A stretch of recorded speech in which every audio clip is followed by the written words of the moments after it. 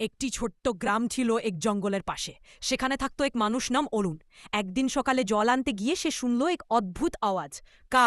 ঝোপের ভিতর তাকিয়ে দেখে এক সুন্দর ময়ূর জালে পা আটকে আছে।